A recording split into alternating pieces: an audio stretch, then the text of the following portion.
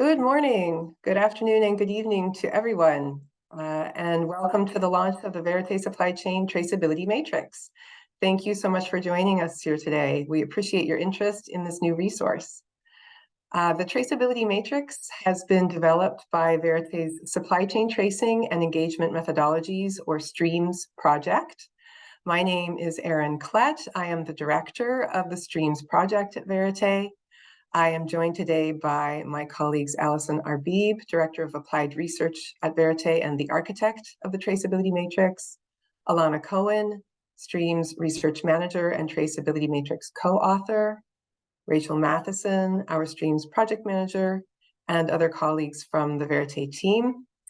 And I would like to begin by thanking the funder of the STREAMS project, the U.S. Department of Labor. We are also joined today by our project officer for the STREAMS project, Wei-Cheng Chen, and several other colleagues from the U.S. Department of Labor. And we would like to thank Wei-Cheng and USDOL for joining us today at this launch event. Before we begin, just a few housekeeping items. All participants' microphones and cameras have been turned off for this event. There will be a Q&A session at the end of the webinar. You can use the Q&A function to submit questions at any point during the session today. We'll be gathering questions submitted and responding to them during the Q&A period. And finally, a note that the webinar is being recorded and will be shared out on our STREAMS website following the event. In terms of an agenda for today, I will be starting with a quick introduction to Verite and the STREAMS project. I will invite Wei-Cheng to say just a few words about USDOL's interest in traceability. And then I will hand things off to Alison and Alana to provide a tour of the Traceability Matrix site. And after that, we will be opening things up for Q&A before concluding the session. All right, so let's get started. So as I mentioned, the Supply Chain Tracing and Engagement Methodologies, or STREAMS project, is led by Verite with funding provided by the U.S. Department of Labor. For those that are not familiar with Verite, we are an NGO based in the United States with global operations and a mission to ensure safe, fair, and legal working conditions for workers worldwide. We aim to provide knowledge and tools to eliminate the most serious labor abuses in global supply chains. The STREAMS project has an objective of increasing the downstream tracing of goods made with forced and child labor, so that companies, advocates, and governments can leverage innovative traceability approaches to strengthen due diligence and improve conditions for workers in global supply chains. There are three main pillars of activity to the STREAMS project. The Traceability Matrix is a core part of our work, and we're very excited to be introducing you to it today. Our goal with this Traceability Matrix has been to build an easily accessible web-based resource that can provide information and guidance on traceability itself, demystify some of the concepts, and really support supply chain actors in identifying traceability approaches that can help drive labor impact. In addition to the matrix, we have been conducting a set of field pilots together with our core project partners, and I'll speak to our partners in just a moment. These field pilots have tested a variety of traceability approaches to support sustainability and due diligence in a set of cotton and garment supply chains in India. And finally, the learnings from these pilots are going to be shared out in a set of public reports and resources. The STREAMS tools and resources that we will be developing will seek to describe and translate our learnings from the pilots in extended apparel supply chains to offer guidance on using traceability to improve working conditions across a variety of sectors and geographies. In terms of our project focus, which is the next slide, through this project, we want to encourage approaches to traceability that are in the context of a due diligence framework and with specific goals and objectives around sustainability, labor rights, and decent work in mind.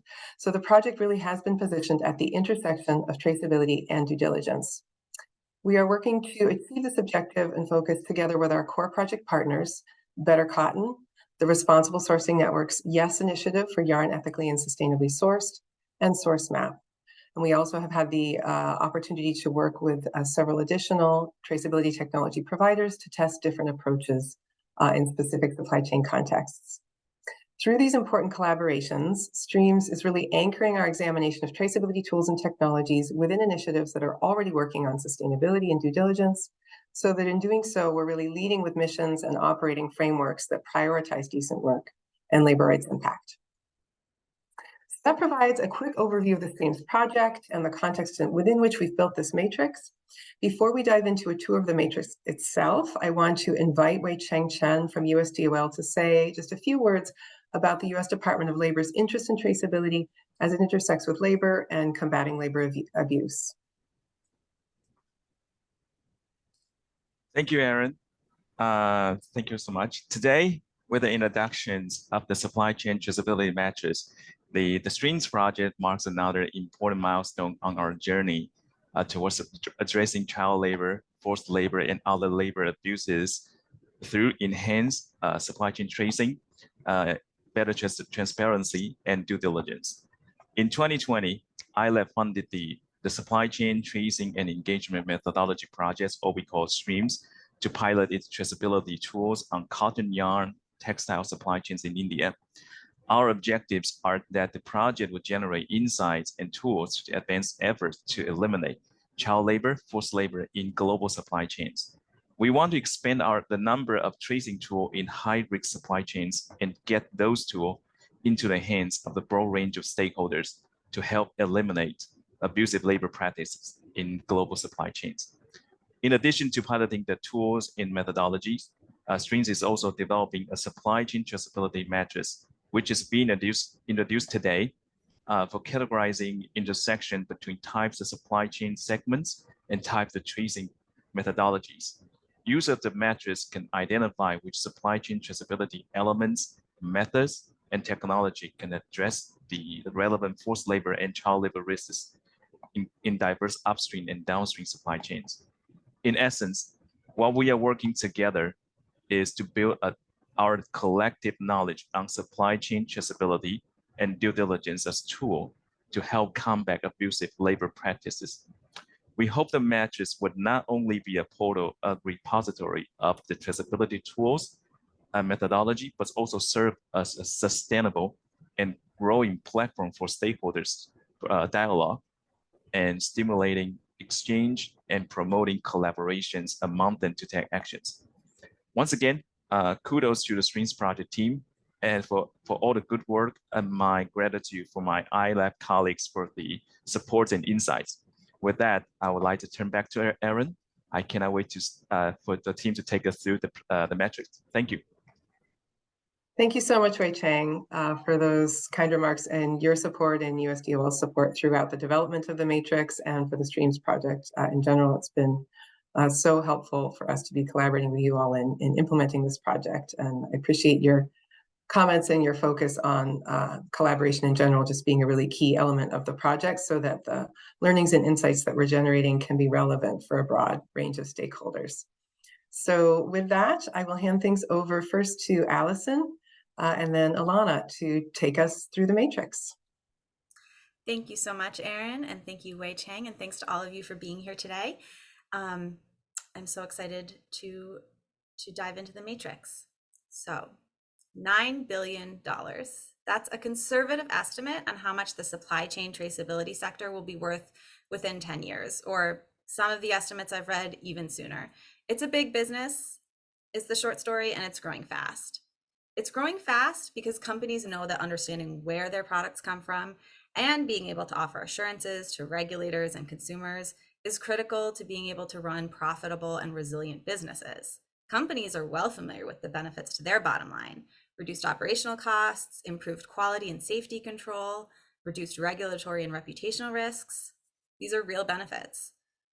We at Verite, we're a labor rights organization. So we wanted to know, how can the traceability that is already being used by global companies and their suppliers, and will just continue to be used in ever expanding ways, how can that be used to make actual change for workers? How can it work for workers? How can the information and data surfaced by traceability systems be used to amplify workers' own voices and their stories about their experiences and what would make a difference in their lives? we weren't the only ones with questions like these. I know we're not the first ones to have those questions. As we were starting to think about our strategy for the matrix, we heard a lot of questions from other stakeholders like companies, government representatives, civil society members. Here's some of the questions we heard. What's the difference between mass balance and bulk commodity product tracking? And why does it matter? I can't keep them straight. What exactly is blockchain again? I need more insight into my supply chains before I could even consider tracking individual products, and forget about tracking like each individual coffee bean or cocoa bean. How should I get started? Or we've already been collecting a ton of supply chain information. I have spreadsheets full of it. Should I be trying to verify or check it? What do I do with it? Should it just live in the spreadsheets forever? Can I actually use it to support my labor rights and due diligence goals? I'm told I should. How? So a lot of questions, and maybe some of those are familiar to you as well. So we wanted to help answer some of these questions in a way that cut through some of the jargon, some of the salesy promises. And we went on our own learning journeys because we are labor rights experts. We are not traceability experts.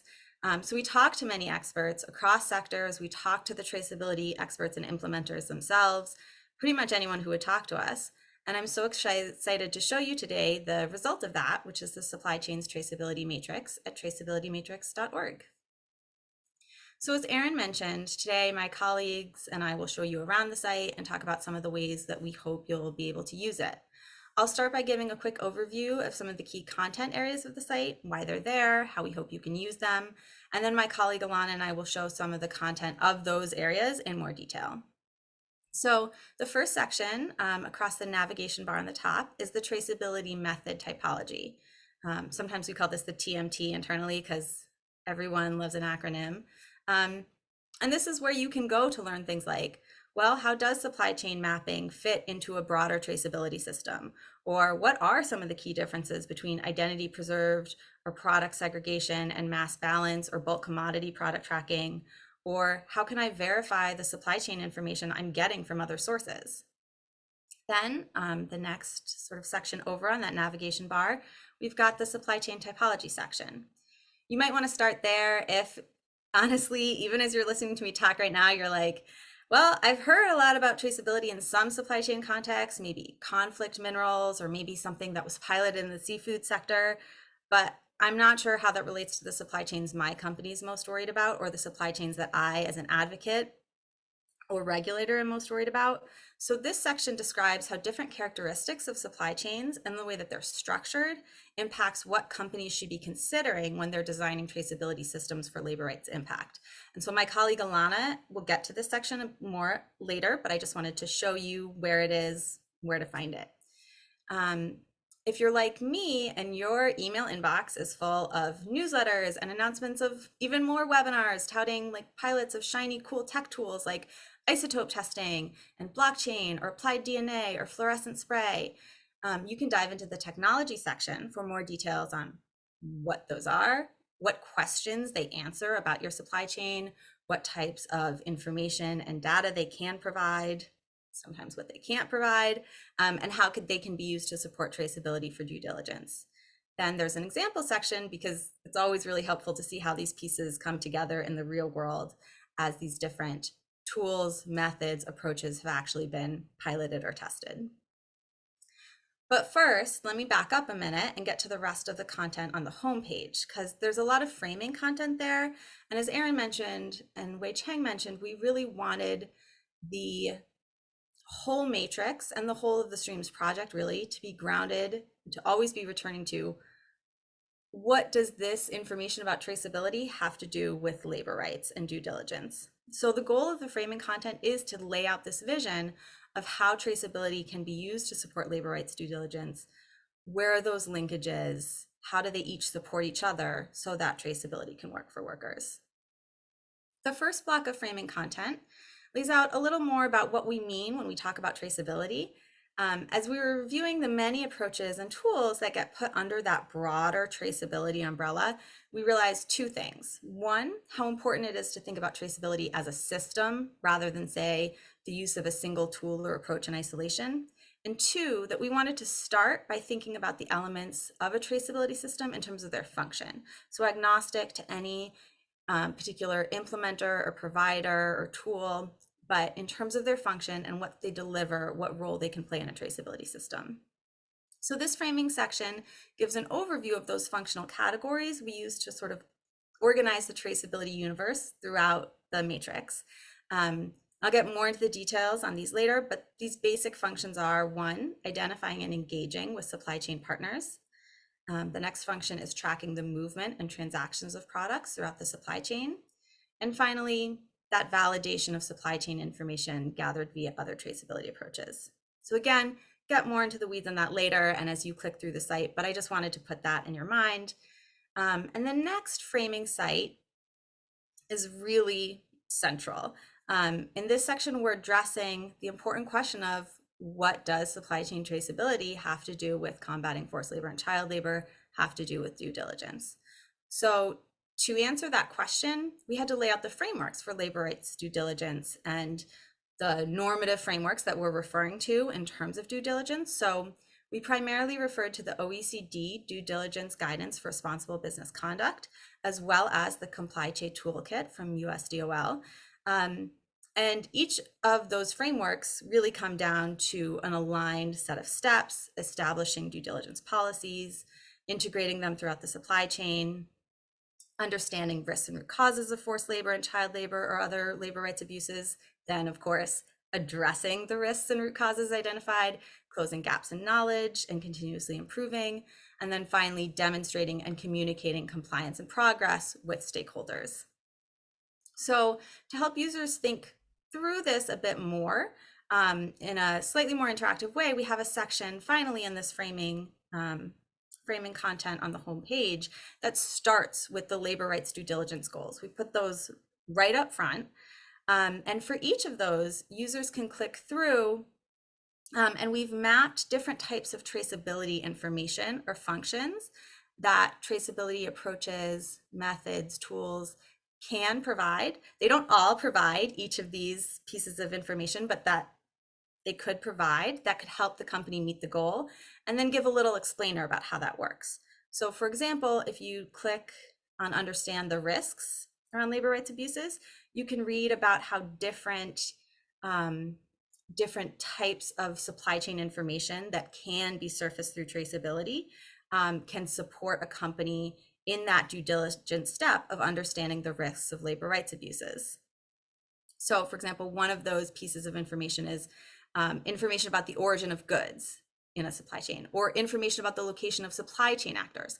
How can those pieces of information, which are surfaced through traceability, how can or perhaps should they be used to help strengthen a company's due diligence steps around understanding the risks of forced labor?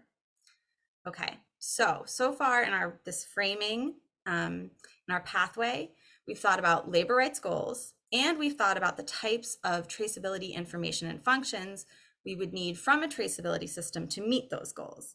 So then if you really want to dive more into the actual traceability methods that can get you this information, whether that's supply chain mapping, different methods of product tracking, or ways of validating that information, that's when you would go and visit the traceability methods typology, or the TMT.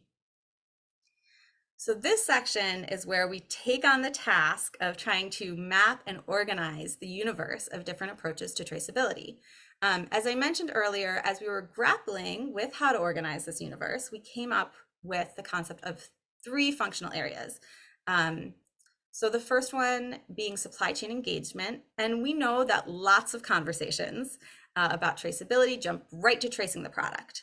But we also know that before a company can really meaningfully trace the movement of goods through supply chain, they need visibility and relationships with the actors in the supply chain, like producers, producer organizations, processors, suppliers, transporters, aggregators that play a role in their supply chain. And those relationships, in addition to just having transparency and an understanding of the identity and location of those suppliers, companies also need relationships with those actors that will lay the groundwork for addressing any problems that arise, but also can lay the groundwork for future any type of future product traceability efforts they might want to take on. So this section is where you can learn more about things like supply chain mapping, visualization of mapping data, platforms that enable that visualization, as well as models that are very active in engaging suppliers from the beginning, like mid-tier gatekeeping approaches. The next sort of functional element in the TMT is the product tracking section. So this section focuses on physical product traceability primarily, or in some cases tracking the volume of product through a supply chain. So if you've been waiting this whole time for me to finally get into the weeds of the 4 methods of product traceability, identity preservation, mass balance, bulk commodity, or certificate trading, this is where you'd look. And I'll return to this in a moment for an example of one of those, of sort of the content that's available there. And then the final area of the TMT, this final functional element in a traceability system, is scientific validation. So most supply chain mapping and product tracking efforts, even those supported with backbone technologies that uphold data integrity, are ultimately reliant on data capture and input. At some point, there's a human involved. And when there's human involved, there's error. Sometimes there can be fraud or other gaps. And there's a really growing interest in being able to validate or triangulate or check the data that's coming in through those other traceability methods. And so this is a section where you could go to learn about things like microbiome testing or the use of satellite imaging and how those can provide a check or a complementary validation to other supply chain traceability data sources. So again, those are the 3 elements, and we see those as building blocks of a traceability system rather than something that stands alone on its own as traceability. We see them as each element is being strengthened when implemented in coordination with one or more additional elements. So if you click through here, they bring you to more information on that element, including the methods, what types of information each method underneath an element can surface, and most importantly, how they can be used to combat forced and child labor. So let's take a look at the product tracking section as an example. So when you click through, first you're going to read about this broader functional element of product tracking, what it is, what it has to do with labor rights, and then where really a lot of the content is, and I know this is a very content-rich site, we really intend it to be a resource that can be revisited as users have questions, or as Aaron said, sort of want to go back and get some demystification around some of these terms and concepts. So you can dive into the specific methods of product tracking. So identity preserved product tracking, mass balance, bulk commodity, and certificate trading are here in the table of contents. You can jump into any of those or just read all the way through top to bottom. And then for each of those methods, again, you can read a basic description of that method, what questions it answers, what functions it serves.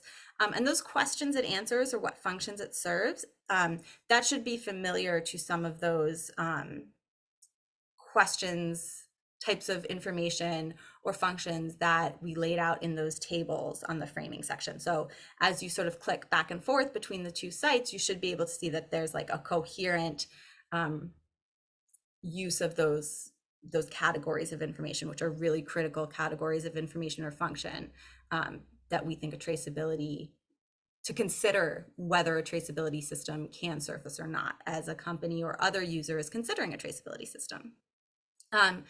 Then again, linkages between each method and specific labor rights due diligence goals. So let's look at identity preservation as an example method of the product tracking functional element. So when you look at identity preservation, there's a basic description of what it is, in case you just don't have that definition right at the front of your mind. I've revisited these so many times. I wrote the content and I still, with my colleagues, and I still have used these just in my work as I'm like, need to refresh my own memory of what different specific methods are. There's a table explaining which traceability questions identity preservation can answer. So for example, identity preservation is probably the most robust method of product tracking. It enables tracing of a product or a material back to a single point of origin, and it requires that either certified or otherwise designated good stays segregated, stays preserved.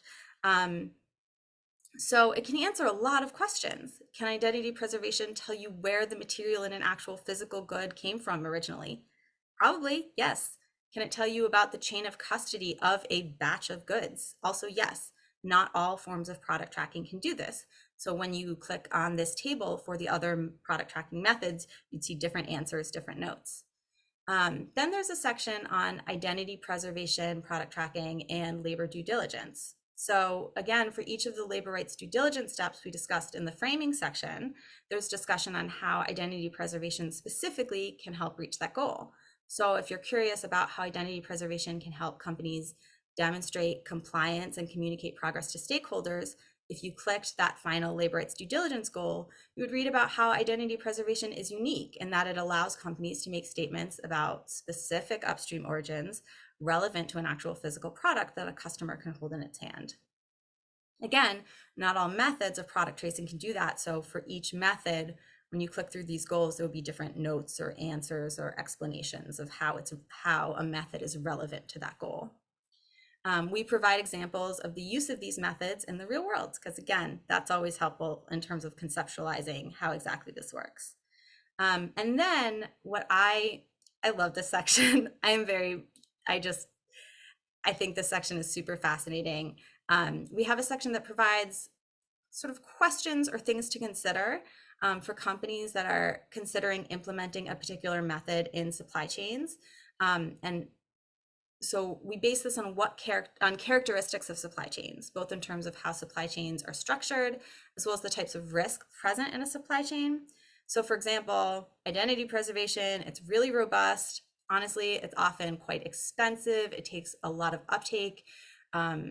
It's often can be less than accessible to very small producers or suppliers without a lot of technological capacity. But it has a lot of benefits. So identity preservation is likely to have a lot of value in, for example, contexts where there's evidence of the most serious labor rights or human rights abuses in a particular sourcing region or among certain producer types. And consumer or regulatory demand for assurance is tied to really wanting assurances around a specific physical product in a company's supply chain, even in spite of the really higher requirements for capacity around identity preservation.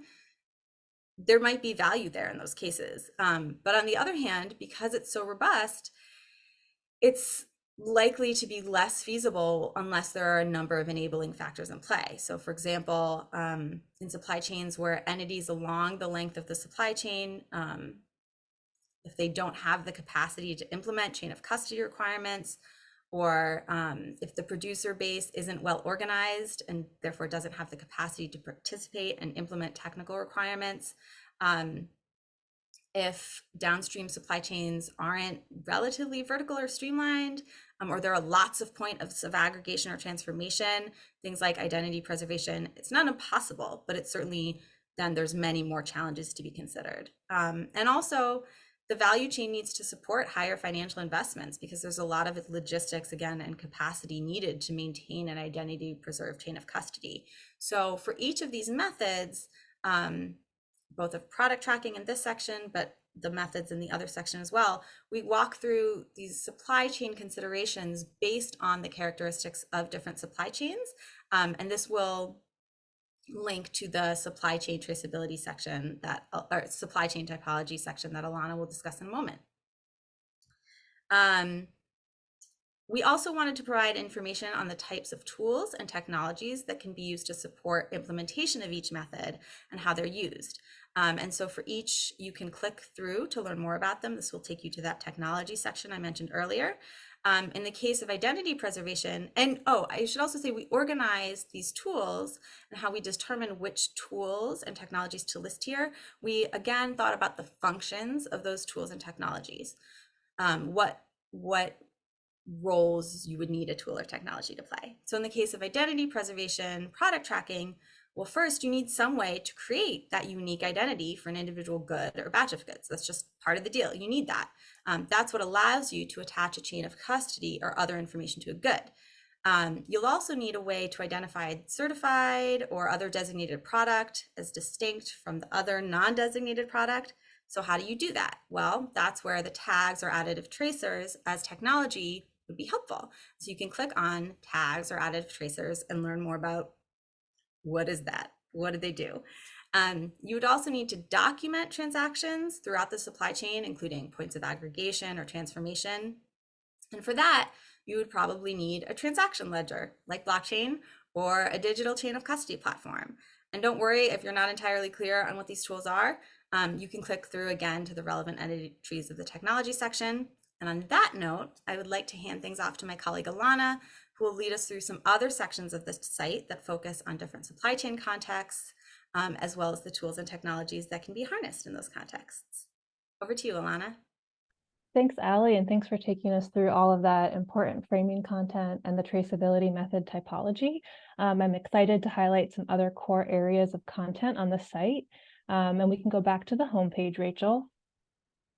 So as Allie said in the beginning, you can access any area of the site through that navigation bar at the top or through some of those interlinked content sections. But right at the top here, we have two kind of suggested entry points. That first one, explore traceability approaches, would take you to the traceability method typology that Allie was just telling us about. And the second one, which we'll click on now, explore supply chain risks, will take us to the supply chain typology.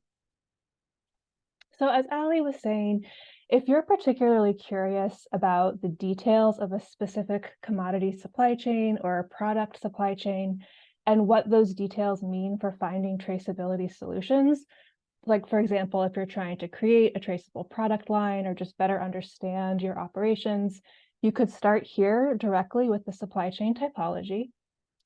And as we saw before, we have profiles for 47 key commodities here. And the goal of these profiles is to really make visible the linkages between upstream and downstream segments of supply chains where forced labor and/or child labor risks have been documented as being present. So what we're looking at in each of these profiles is how do the supply chain characteristics impact traceability? And then when you're thinking about creating a traceability solution, what needs to be taken into consideration given the different labor and human rights risks that are known to be present in those supply chains?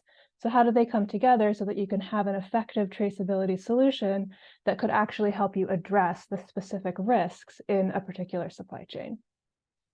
And so while each of the profiles focuses specifically on a good or the supply chain of a good with documented forced labor and/or child labor risk, we've really tried to also connect the dots to show where each of those goods might be an input or an ingredient in a more downstream consumer good or product. So we can look at an example of one of the profiles here. And similar to the entries on the traceability method typology, these supply chain typology entries have a lot of information, but again, we're hoping they can be a bit of a reference for people to refer to over the course of their work or as they're learning about traceability in the field.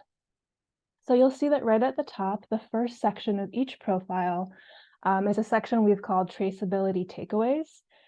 And while there are many other reputable sources out there that provide detailed information on labor rights risks in supply chains, what we've tried to do with this section is connect that context and that information to traceability considerations, like I was saying before.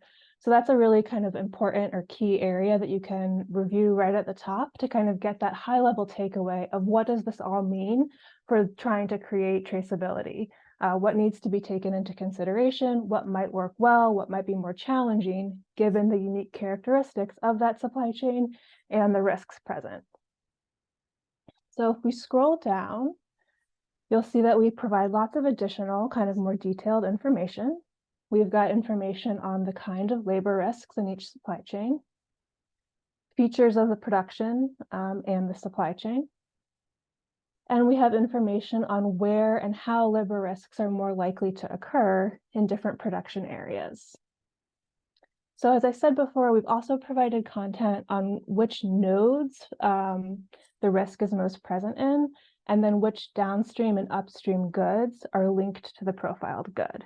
And so this was really important when we were thinking about traceability across the supply chain, because any downstream good that includes this profiled good as an input or an ingredient is also ultimately associated with risk, even if you're thinking of that downstream product as like a separate entity or kind of a standalone item. If it has any of those input ingredients that are associated risk, the downstream end product also is.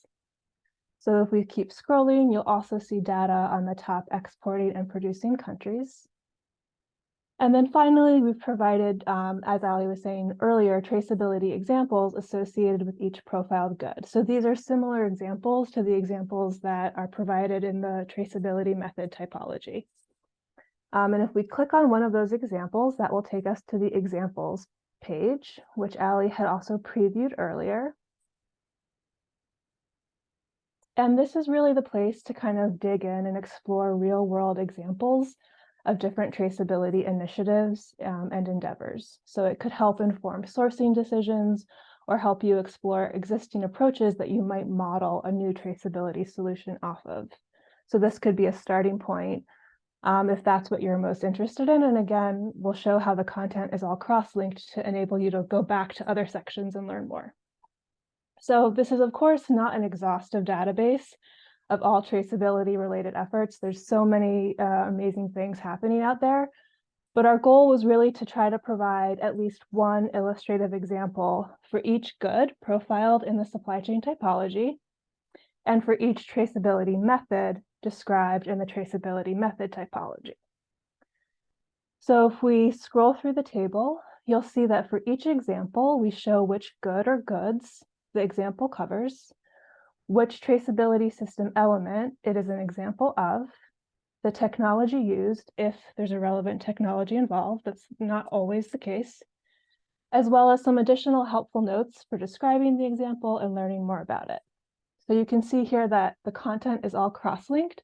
So if you click on any of the links in the supply chain typology good column, it will take you to that profile for that good, so you can learn more about the characteristics of that supply chain, the documented risks, etc. Similarly, if you click on any of the traceability system element column links, that will take you over to the TMT to learn more about that system element, what's involved in it, the different methods. And then, of course, we have our external links to learn more about each example. And if we scroll back to the top, Rachel, thanks. Yeah, you'll see that this chart is searchable, so you can search for a particular good or commodity or an example if you're familiar with something and want to read about it. You can also filter by different goods and by different traceability methods. And then let's see, the final area of content that we'd like to highlight that we had a little bit of a preview of is the technology page. So if you, like Ali was saying, if you really just have like all your questions are about what is DNA testing, what is isotope testing, what are additive tracers, how do they work, what information do they provide, this is a good starting point if that's what you're most interested in. This page really describes traceability technologies at a pretty high level.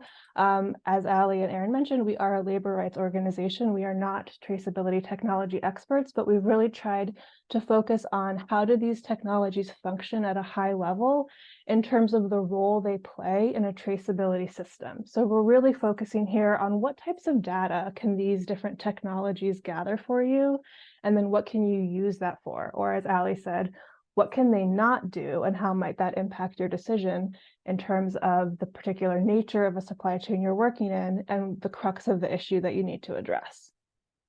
So we can open up an example here. We'll look at the additive tracers example. And so for each profile on the technology page, we provide a range of information, mostly descriptive information here, kind of discussing how the technology can best be used within a traceability system, generally how it functions. And here too, information is all cross-linked within the matrix. So as you're reading about how additive tracers works, the different types of additive tracers out there, what they can be used to do in terms of verifying the identity of a physical good or creating a digital identity for a physical good, what kinds of technologies they can be used alongside, and what types of traceability system elements they can support. You should be able to click on all of those hyperlinks to go learn more about each of those supporting technologies or the methods that the technology that's being profiled can be used in conjunction with. If we keep scrolling down, you'll also see that section, another theme here that we've included through all areas of the site, which is really looking at this concept of characteristics and considerations. So as with looking at the different traceability methods in the TMT and looking at the different supply chain profiles in the supply chain typology, here too, we're really trying to think about what kinds of characteristics of supply chains lend themselves to the use of this technology, and then kind of conversely, in what context would this technology perhaps not really be the most useful or help you achieve due diligence goals just because it's gathering information that's used for other purposes. And then on the left-hand side, if we scroll up there, you'll see that we've provided a number of different types of examples and case studies to kind of help bring this technology to light and to provide additional information. So you'll be able to exit the matrix and learn more about specific examples or use cases of additive tracers or whatever the profiled technology might be from external sources, as well as additional resources that we found particularly helpful in our own learning journey and understanding how different technologies work. So those are provided for each technology as well.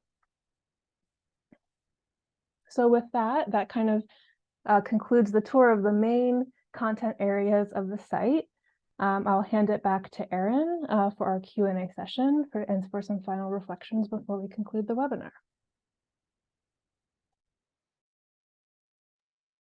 Thanks so much, Alana and Allison, for that tour of the matrix. Hopefully that gives everybody a sense of the really broad and deep range of content that we have on this site. It is a very information-packed site. We've endeavored, as Allison and Alana were just demonstrating, to make it very easily navigable and create a lot of links between content in different areas of the site. We're really excited to be launching it. We're excited to hear from you all as to how you see it being valuable, or how you, over the next coming months, find yourselves using it or referring back to it. So we're, as I said, just grateful for your attendance at this webinar and really excited to hear how you find the site as you begin to dig in and use it. We've had some really nice questions coming in, so I will just take some of the questions now.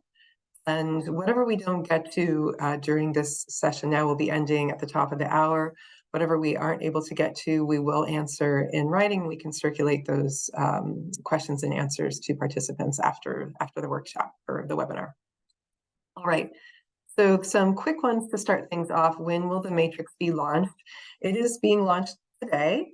This is it. This is the launch. So you're here, you're experiencing it with us. This material is available at traceabilitymatrix.org, and it is free and open for your use.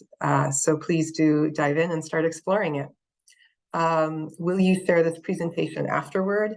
Yes, we have recorded this, or we are recording this presentation, and we will be posting this on our stream's website, and I think also distributing the link to the recording to everybody who came or registered for this webinar. Is there a fee to use the platform? There is no fee. This is a public resource that was developed with funding from the U.S. Department of Labor, and it is for public use. So anyone can use any material on this site. Are brands and retailers using this site yet? And the answer is no, not yet, because today is the day we're putting it out into the world for you all. So we are excited, as I mentioned, to hear how brands and retailers and other supply chain actors and stakeholders in this kind of world where traceability and labor rights intersect. We're really interested to hear how people find the material and the uses that they find for it. someone asked for the link. So that would be traceabilitymatrix.org. And maybe if someone, Rachel, if you can type it into the, well, actually, I'm not sure if we type it into the Q&A if that will work, but we'll find ways to get you that link. All right, so some other questions that I'll hand over to Allison and Alana. When you mention particular risks connected to specific products, what information are you relying on? Great question. And as you know, it can be really challenging to conduct this research. So for the goods that we have, sort of what makes up that list of goods featured in the supply chains typology, we relied on the list of goods produced with forced labor or child labor, which is published by U.S. Department of Labor, just as an authoritative, publicly available and well researched and supported list of goods. Once you are into some of the narratives, we also relied on additional sources. So desk research from other authoritative sources, media in some cases, but trying to stick to authoritative media reporting, NGO reports, academic reports were relevant. And in many of the cases at Verite, we're lucky to have colleagues who are themselves experts and have conducted firsthand research in those supply chains. So for example, we have colleagues who are very active in the coffee sector. And so when we made sure to validate that desk research or other expert input with our colleagues at Verite to make sure that it was reflective of what their understanding was on the ground in the context of different country supply chains. We also know that risk can look different in different country supply chains, even within the same product. And we also that's why we are intentional about using terminology like risk. We know that really across sectors and across supply chains, getting research that is essentially comparing apples to apples in terms of the scale or prevalence or exact nature of risk is really hard to come by. So, and sometimes in some contexts there is a large body of research, in other contexts there just isn't as much. So we talk often about the risk, about the often the contextual issues that have been noted, or sort of the smoke that has been noted around labor rights abuses, because really at the end of the day, regardless of coming to any sort of final count about labor rights abuses, we want to be addressing those issues that have been documented for workers and community members and families. So we're really trying to keep the focus on those contextual issues and the risks that have been documented in supply chains and in the areas and regions where those products are produced. But everything I believe is cited as well. So if there's any particular claims that you have a question about, they're cited to the specific sources we relied on. Thanks, Allison. All right, we have a couple of questions around whether the site will continue to be updated, and could we expect more product categories in the future. Tobacco was offered as an example, and whether someone was asking whether you can find reference to specific technologies on the website, which is a little bit of a different question, but still a relevant one. So I can jump in quickly on that one just to say we do have the ability to add additional supply chain typology profiles, as well as profiles for technologies, especially as we all know this is a very fast-moving space and field, and a couple of years from now there might be even new offerings that don't exist yet. So we are exploring options for being able to add additional profiles, primarily to that supply chain typology, technology, and examples table sections. And specifically for tobacco, I think we do have a profile for that entry. If you have the site open and you're looking at the supply chain typology page, be sure to just scroll all the way down to the bottom, and then you'll be able to click through numerous pages of supply chain typology profiles. So there's more than just the initial tiles that you see when you land on that page. But thanks for that question.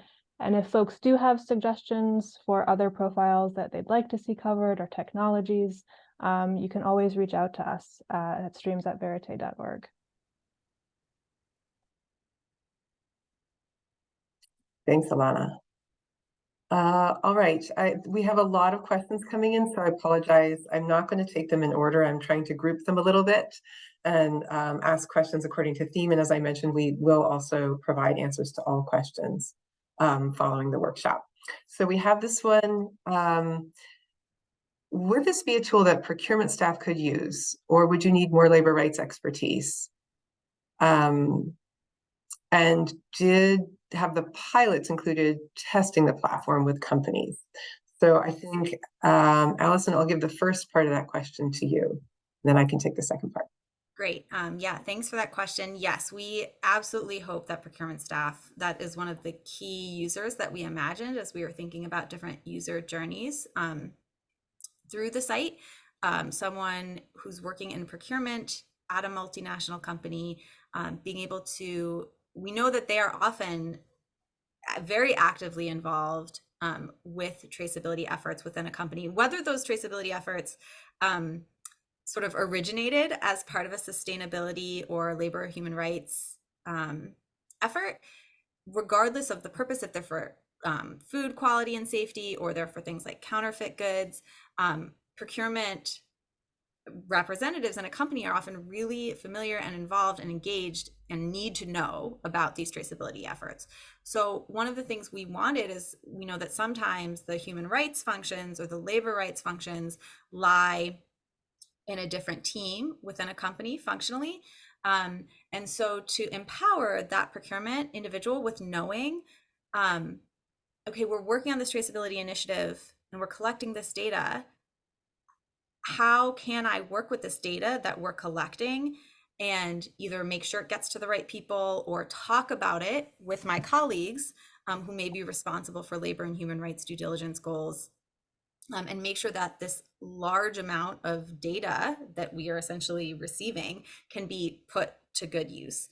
And so to help make those linkages, that's exactly one of the things that we wanted the site to be able to do. Or if the traceability effort doesn't exist yet, if it's actively being designed, for that procurement official to be able to think through the implications of what types of traceability, what types of decisions in designing and implementing that traceability effort, to think about, and how that might impact the questions they can answer, the information that traceability system can provide, and again, how that information can be used to support labor rights, human rights due diligence, even if labor, human rights isn't their main functional job area. So yes, that is absolutely one of the main ways we hope the site can be used. And then to answer the second part of the question around whether the field pilots included testing this platform with companies, we did have a soft launch of the platform in which we invited some feedback from some key stakeholders, including companies and supply chain actors that had been part of the field pilots portion of the Streams project. So we did offer some opportunity for feedback there. And then, of course, a lot of our decisions around the design of the matrix and what information we were including was influenced by our experience in conducting the field pilots. So there was definitely some interaction between the piloting aspect of this project and trying out specific traceability tools, and then the ways that we were designing some of the matrix material. Let's see. There's a question around, I like that you're focused on labor rights dimensions of traceability. Are there ways to get labor rights promoters to focus on this area more, so that the link between tracing and labor will be more clear as to companies as they're engaging in this area?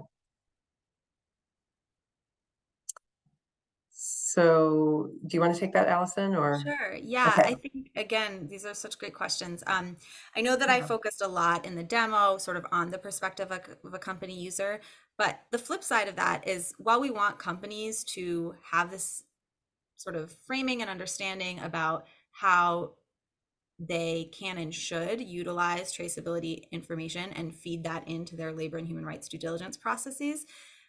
We wanted this resource to equally stand as a resource for regulators, advocates, anyone essentially who's in that position of holding companies accountable for progress and their commitments around labor and human rights. So for example, I think a lot of the conversations that I've heard, probably many of you have heard, center around, a certain type of traceability not being feasible in a certain context. And so if you can't do that most robust identity preserved all the way down to the single source origin farm in a context, that can sometimes be talked about as a sort of an excuse or a barrier. Well, so we can't do that. So, and I think one of the things that I'm hoping that the site lays out is so that there can be a common understanding among companies, among advocates, that even when the most robust, most expensive, sometimes least accessible in certain supply chains types of product traceability, for example, isn't possible, there's a whole range of other types of traceability methods, tools, approaches that can generate really important insight and information into different actors in supply chains, the relationships between actors, and then makes very clear and explicit linkages to how that information can be used to understand risk, address risk, engage with the suppliers, build relationships to enable, programming that can address risk, like that it's that really what traceability can do is it can surface information, but that information needs to be acted on. And so what does that look like? So if we're all on the same page about that, then I think our hope is that it will make the jobs of advocates and anyone who's holding companies accountable easier, because then we're all on the same page, we're all speaking the same language. Thanks, Allison, and that's a great segue. So we're just 2 minutes to the top of the hour. As I mentioned, I'm sorry we didn't have a chance to get to everyone's questions. Some really, really nice questions here. Thank you for the engagement and the interest in the matrix. I will note, actually, we would love to have you take a survey that will be pushed to you just as we wrap up this, this webinar. It's just a 3-question survey, should take just a minute, but we're curious to hear more about what you are most interested in learning about in this space.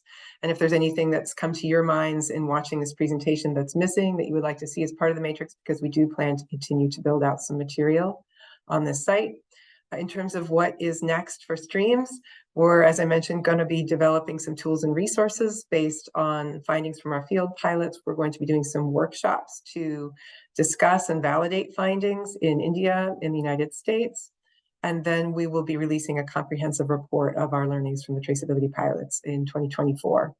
We encourage you to continue to explore the site, to sign up to receive more news about the Streams project and upcoming tools and resources that we're going to be developing, and to get in touch if you have questions or ideas or would like to explore potential collaborations with us. So thank you so much once again for coming, for your interest in the traceability matrix, and we hope you keep in touch. Thank you so much.